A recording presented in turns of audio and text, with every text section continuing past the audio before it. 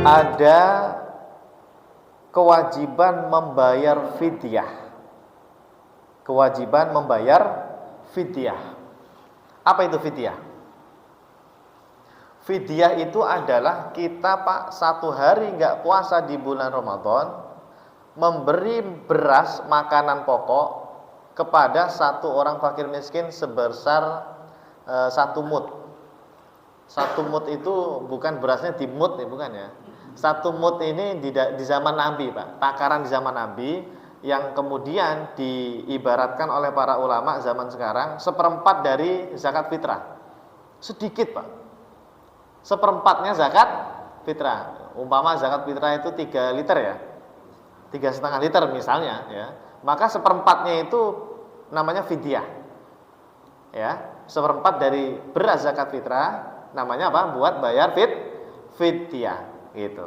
Nah, jadi fidyah itu memberi makan berupa makanan pokok yaitu beras. Ya. Memberi apa? Makanan pokok berupa beras. Pertanyaannya sekarang, yang bayar fidyah itu siapa ya? Yang wajib bayar fidyah itu siapa saja ya? Orang sakit yang sakitnya tidak sembuh ya, berarti dia kena fidyah tadi kan ya. Maka kalau 30 hari Pak, 30 hari dia nggak puasa, ya berarti 30 mud. Ingat 1 mud tadi berapa? 1/4 dari zakat fitrah. Berarti kalau punya 1 bungkus itu buat bayar berapa hari itu? 4 hari, ya nggak? Bingung. Kan beras zakat fitrah 1/4-nya itu untuk 1 mud bayar fidyah. Berarti ya 1 bungkus itu bisa untuk 4 hari ini ya. Kalau punya 2 bungkus 8 hari. Kalau 3 bungkus 12 hari dan seterusnya ya. Mudahnya seperti itu Pak. Itu namanya bayar fidyah. Diingat-ingat pokoknya 1 bungkus beras zakat fitrah itu bisa untuk 4 hari lah intinya gitu ya. Nah, maka orang yang sakit yang tak sembuh-sembuh tadi itu ya begitu cara bayar fidyahnya ya. Kemudian siapa lagi Pak yang wajib bayar fidyah? Siapa? Ibu hamil atau ibu menyusui. Istrinya sedang hamil atau istrinya sedang nyusuin anak yang masih umur 1 tahun atau 2 tahun. Pokoknya nyusuin lah ya. Itu mereka wajib bayar fidyahnya kapan? Apabila dia tidak puasanya mengkhawatirkan hanya kepada bayi atau anaknya saja. Paham nggak? Jadi gini Pak, kalau si ibu hamil atau ibu menyusui, dia bilangnya begini, saya nggak puasa ini, badan saya nggak kuat, lemes. Berarti dia ini mengkhawatirkan siapa? Dirinya. Sayanya yang nggak kuat, sayanya nggak kuat. Berarti dia ini nanti kodok saja Pak, nggak ada fidyah itu, tidak ada fidyah. Yang ada fidyah itu kalau dia bilangnya begini, saya kuat puasa, udah nyoba kemarin pas bulan Sya'ban bisa saya. Aduh, tapi saya kasihan nih sama dedek bayi, kasihan sama anak yang sedang nyusuin. Nanti kalau saya puasa begini-begini nggak keluar air susu misalnya. Nah, yang seperti ini baru Pak, dia di samping kodok bayar fidyah.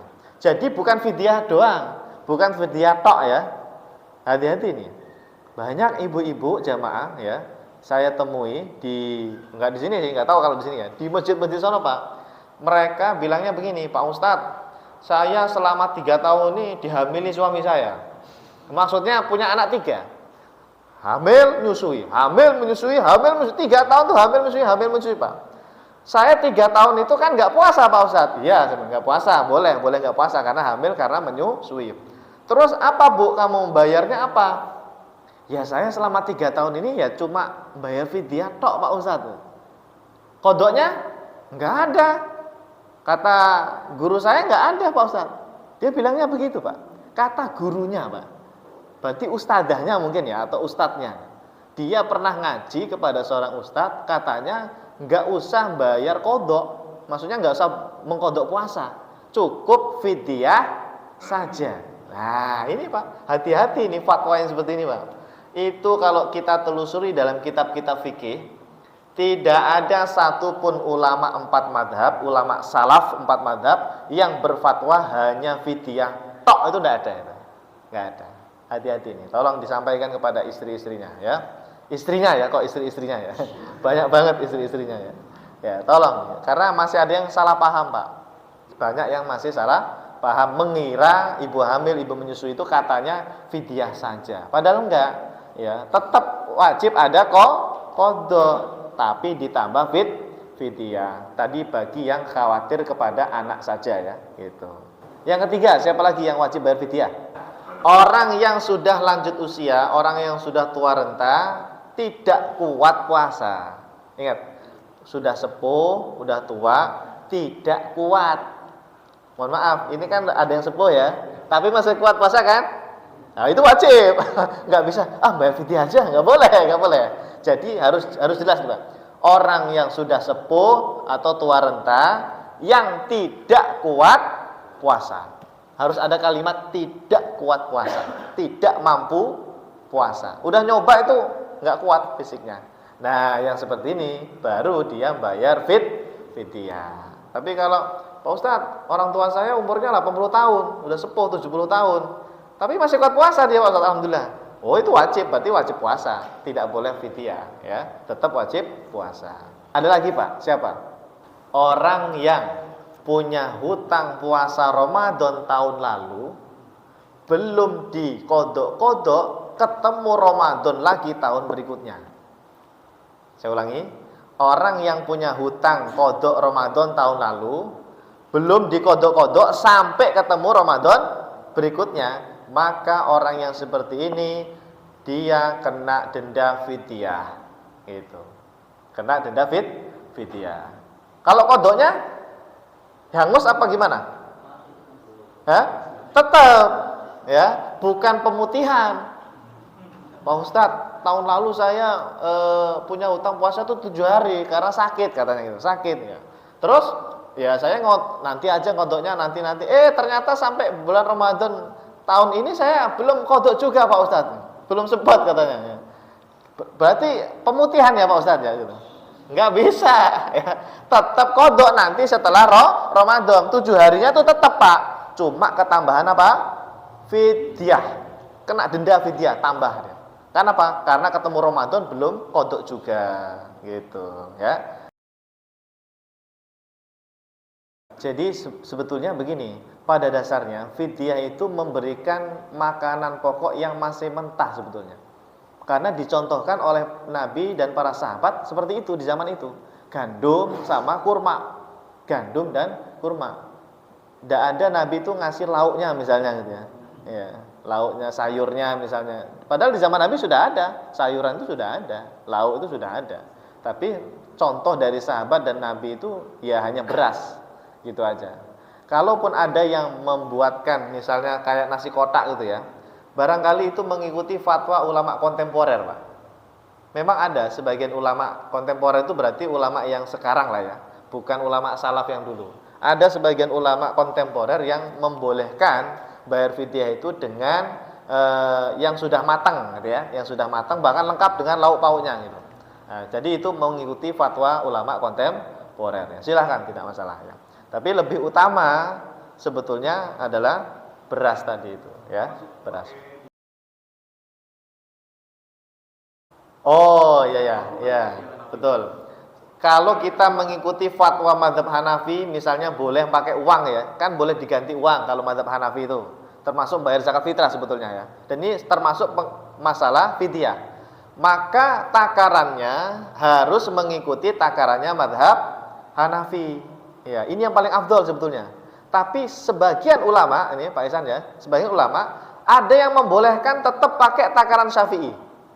Dengan alasan ada satu ulama mazhab Syafi'i namanya Imam Ar-Ruyani. Imam Ar-Ruyani itu membolehkan pakai kimah. Kimah itu uang gitu. Pakai harga uang gitu. Nah, jadi makanya di Indonesia ini jamaah ada yang bayar zakatnya pakai uang ya. Tapi dia nggak pakai takaran Hanafi. Karena kalau pakai takaran Hanafi jamaah itu 3,8 kg kurma. Ayo, 1 kilo kurma berapa? Mahal kan? 50 ribuan lebih ya? Iya. Hah? Iya, anggap saja 50 ribu lah ya. Kali 3 150. 3,8 tadi itu, Pak. Ya, anggap aja 200 ribu lah. Ya, harusnya, Pak, satu orang yang bayar zakat fitrah kalau mau pakai mazhab Hanafi yang betulan, ya, itu harus bayar 200.000. Ya, tapi nggak ada kan? Ya, bayarnya berapa di sini? Paling 35.000 ya. Ya, karena dia pakai takaran mazhab Syafi'i. Nah, ya itu enggak apa-apa juga, cuma kurang afdol, ya, kurang afdol. Makanya Pak ya, kata guru saya, daripada khawatir enggak sah nantinya ya, udahlah bayar zakat fitrah, bayar fidyah itu tetap ikuti pendapat yang di awal tadi, yaitu menggunakan beras saja. Kalau itu pasti udah pasti sahnya, Pak. Ya, yang bayar pakai beras itu udah pasti sahnya. Tapi kalau bayar pakai duit, pakai ini, wah itu ya ada yang bilang boleh, ada yang bilang tidak boleh. Artinya nanti malah jadi bingung ya. Ya boleh-boleh saja, silahkan sah-sah saja orang awam mengikuti fatwa yang membolehkan. Tapi untuk berhati-hati, tetap apa tadi? Lebih utama menggunakan beras. Ya, pasti sahnya lah. Kalau beras itu sudah pasti sahnya. Baik. Dah. Siapa lagi yang bayar fidyah? Masih ada satu orang lagi. Satu orang lagi. Siapa? Orang yang meninggal dunia masih punya hutang puasa. Ya. Suruh mengkodok bisa dia? Orang udah meninggal, Pak. Nah, anaknya ingat, Pak Ustadz, Assalamualaikum. Almarhum bapak saya itu punya hutang puasa seminggu, Pak Ustadz, karena sakit pas Ramadan ya. Nah, beliau ya pas Syawal udah sembuh, Syawal. Cuma ya namanya orang Syawal kan nggak langsung mengkodok kan, Pak ya. Nah, dengan alasan nanti bisa kan di bulan-bulan yang lain. Qadarullah Pak Ustadz, beliau meninggal dunia. Tumben, biasanya nggak pernah meninggal ya. Meninggal Pak Ustadz. Gimana ini hutang puasa yang tadi seminggu tadi? Nah, sebetulnya pendapat jumhur ulama adalah membayar fidyah. Tapi Imam Nawawi Pak dalam kitab Al-Majmu', catat ya, dalam kitab Al-Majmu' mengatakan beliau lebih menyukai keluarganya berpuasa untuk almarhum. Ya. Meskipun pendapat yang dipakai madzhab Syafi'i itu sebetulnya yang tadi fidyah tadi. Tapi kata Imam Nawawi secara dalil itu lebih kuat berpuasa. Puasa qadha. Jadi keluarganya yang puasa ya. Iya, ahli warisnya, anaknya atau istrinya misalnya ya, yang puasa 7 hari tadi itu. Ya. Atas nama almarhum. Karena ada hadis sahihnya jamaah. Hadis riwayat Imam Muslim menyebutkan man mata wa alaihi siyam, kata Nabi sallallahu alaihi wasallam, siapa yang meninggal dunia dan punya hutang puasa, soma anhu waliyuhu. Ya, soma anhu waliyuhu, maka walinya yang berpuasa. Wali itu maksudnya keluarganya gitu. Nah, itu tadi masalah fidyah.